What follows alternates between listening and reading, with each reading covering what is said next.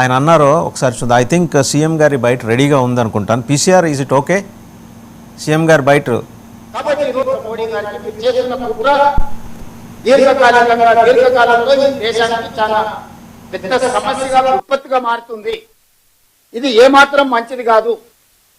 కాబట్టి ఈరోజు మీరు అనొచ్చు, మీరు గుడ్డిగా వ్యతిరేకిస్తే మరి దీని పరిష్కారం ఏందని. అందుకే హైబ్రిడ్ మోడల్ నేను ప్రపోజల్ చేయదలుచుకున్నా. ఈ హైబ్రిడ్ మోడల్లో మీరు 272 సీట్లు మీరు పెంచాలని నిర్ణయించుకున్నారు కదా, అందులో 50%, 136 సీట్లు మీరు చెప్పుకుంటున్న ప్రోరేటా ప్రకారం ఇచ్చుకోండి. ఇంకొక 136 సీట్లు 50% ఉన్నాయి కదా, జిఎస్డిపి ప్రాతిపదికన దేశం యొక్క స్థూల ఆర్థిక ఉత్పత్తి ప్రాతిపదికన సీట్లను విభజించండి. నరేంద్ర మోడీ గారికి మీరు చేస్తున్న కుట్ర దీర్ఘకాలికంగా. రైట్. రజనీ గారు, మా సీఎం గారు ఏమంటారంటే ఇందులో ఏదో కుట్ర ఉందనే సందేహాన్ని తెలంగాణ సీఎం గారు వ్యక్తం చేశారు. కానీ నిన్న ఆయన మాట్లాడినప్పుడు ఒక లాజికల్ పాయింట్, సిన్స్ మీరు న్యాయవాది కాబట్టి మీకు తెలుసు, దక్షిణాది రాష్ట్రాలు సహజంగానే ఒక రేషనల్గా ఉంటారు. ఇక్కడ ప్రజలు కుటుంబ సంక్షేమం అందాం నియంత్రణను, కుటుంబ సంక్షేమంలో భాగంగా ఇద్దరు బిడ్డలతోటి ఒక డిసిప్లిన్ నేర్చుకున్నారు.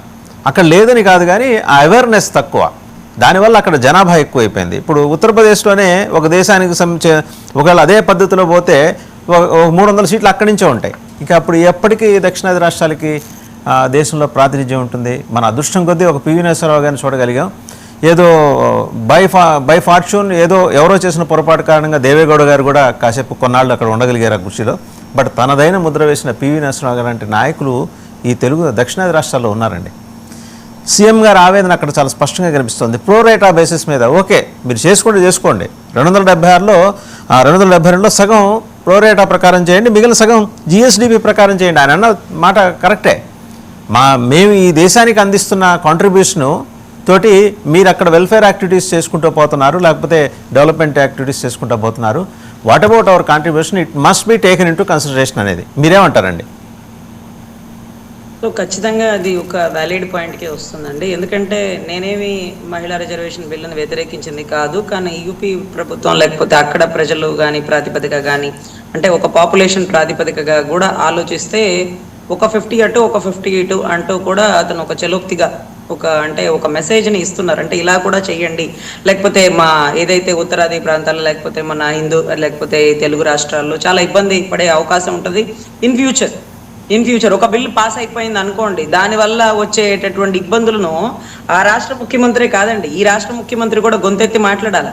ఆ రాష్ట్ర ముఖ్యమంత్రి ఫర్ సపోజ్ బీజేపీకి వ్యతిరేకం కాబట్టి, ఫర్ సపోజ్ కాంగ్రెస్ కాబట్టి మాట్లాడాడంటే, అంటే ఫర్ సపోజ్ మా ఏపీ ఆంధ్రప్రదేశ్ ఏదైతే బీజేపీతో కలిసి ఉన్నప్పటికీ కొన్ని ఏదంటే సిద్ధాంత వైరుధ్యం కానీ లేకపోతే ఏదైనా బిల్ ప్రాతిపదికలో ఖండించాల్సి వచ్చినప్పుడు ఖండించడంలో ఇబ్బంది ఏమి ఉండదండి.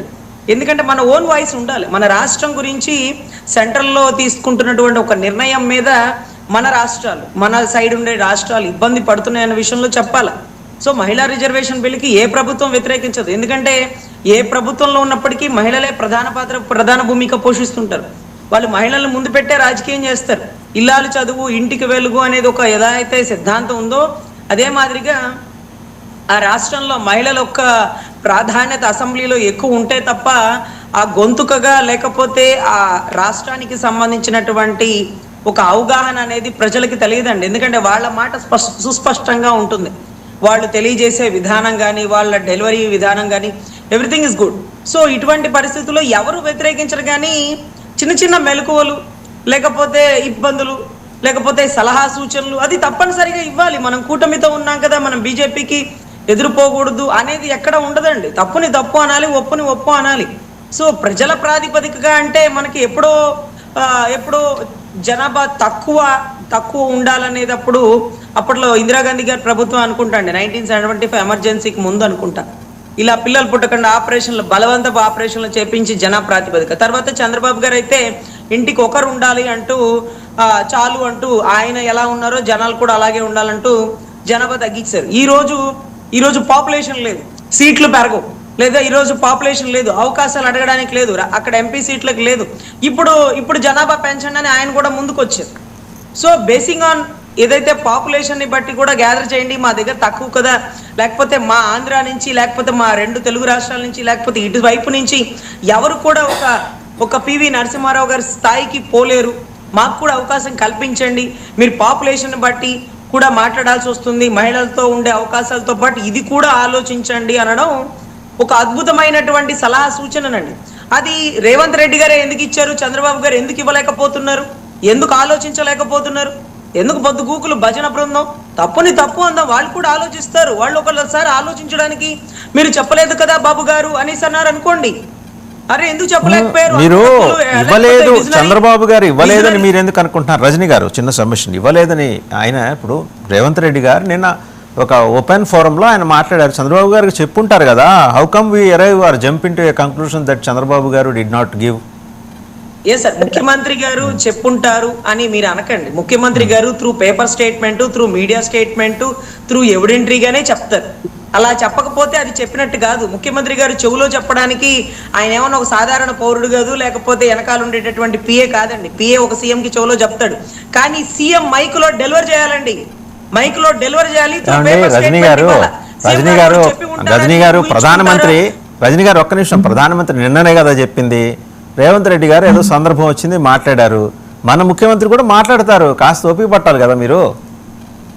సార్, ముఖ్యమంత్రి గారు ఏదైతే మోడీ గారు సలహా ఏదైతే ఒక డెలివరీ చేసినారో, ఆయన కూటమి సభ్యులతో ఆల్ ఓవర్ డిస్కస్ చేస్తారు, అక్కడ ఎంపీలతో కానీ లేకపోతే ఇక్కడ కానీ. ఆయన రేవంత్ రెడ్డి గారితో అంటే చెప్పకుండా నిర్ణయం తీసేసుకోవచ్చు, ఎందుకంటే వాళ్ళు కాంగ్రెస్ కాబట్టి.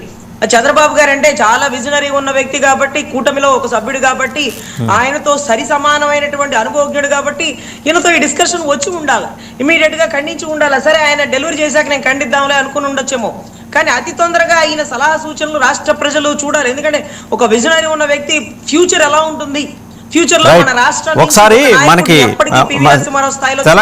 తెలంగాణ ముఖ్యమంత్రి ఇంకా 2 ప్రస్తావనలు చేశారు, ఆయన మహిళా బిల్లుకు సంపూర్ణమైన మద్దతు ఇచ్చారు, ఆయన ఎక్కడ విభేదించాలి, ఒకసారి అది కూడా చూసి